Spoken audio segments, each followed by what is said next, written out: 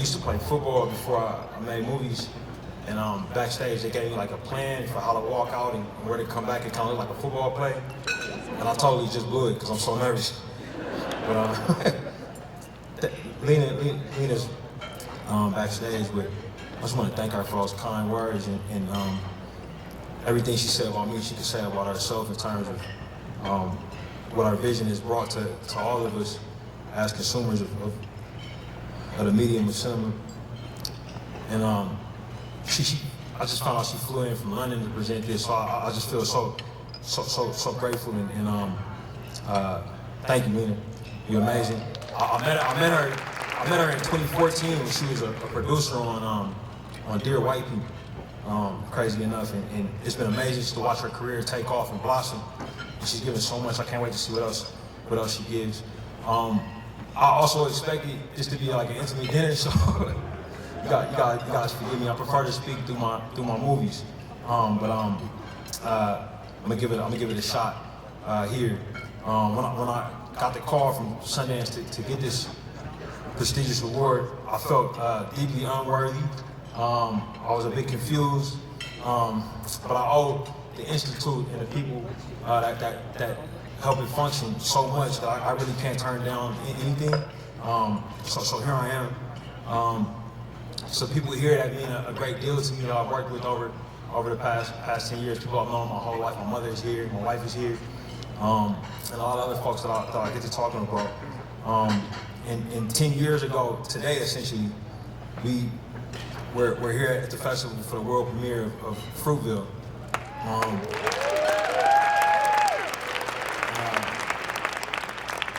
I think back, I was like a wide-eyed 26-year-old filmmaker. I knew nothing about the industry, and I was twice as nervous as I am now.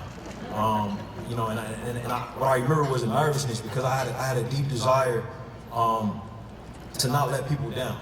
So many people had said yes to me for that project, starting with the family of Oscar Grant, whose story we were telling in that film, and his family were, you know, members of his family were there that night. Members of his family are here tonight,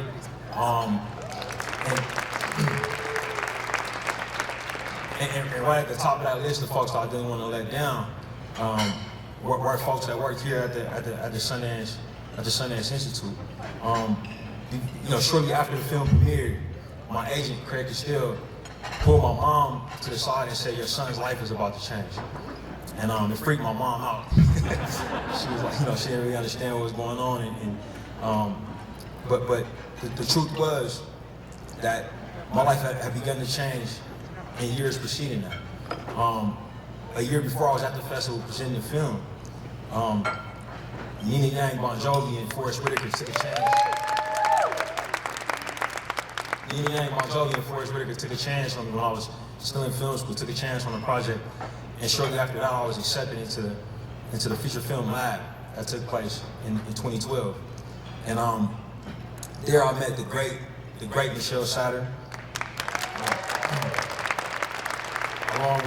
along with Alicia McKinney and Ann Lai and Alicia Weston, and a lot of incredible folks that made the institution run. And I was also fortunate enough to be in a class with some filmmakers that I'll mention: David Lowery, Jonas Carpignano, Chloe Zhao, Marielle Heller, to name a few. And I remember, you know, sitting there and listening to these filmmakers talk about the passion that they had for their first feature films and watching their shorts. I had this strange feeling that the whole industry was about to change. If ever these people got a chance to get their vision out, and you know, boy, was I right. It's been an honor to have come up with them. We still stay in touch with each other. Whenever these filmmakers win, I feel like I win. And it's an incredible gift to an ex-football player who is trying to find his way in this medium, to have a team of people around him, to have coaches, you know, like Michelle, who could check in and can help guide and point me in the right direction. I came into that lab with the script and incredible producers, but I didn't have any representation, didn't have a lawyer. I was really trying to figure it out. And Michelle and our staff guided me to getting all of those things done. You know, I met Craig Castile, signed with him, and Charles King, who's also here. met my lawyer at the festival, Jonathan Gardner, who's here, and it was just incredible. And you hear this term institution. It came up a lot when all of these great honorees spoke and the great folks who spoke about them. And that word, it sounds like such a big word, but the truth is, when institutions are well made, you know, it's really the people that are there working. You know, it's the people. It's the people who run this festival. It's the people who come in every day. It's the volunteers that show up. It's the people who donate their time, who donate their money. You know, and they're able to support the filmmakers who are also people trying to say something about the world as it is today, about the world as it was, and maybe how the world is going to be. It's an incredible cycle. I feel honored to have been, you know, a small part of it, and to tell the truth, it inspired me. You know, Forrest made a decision to start an institution of itself with significant productions. I got to make a film with them. Shortly after that, Chloe Zhao got to make a film with them. Shortly after that, Bruce Riley got to make a film with significant. And these institutions, sometimes they're small, sometimes they're big, but when they done it with the right intentions, they get more good in the world.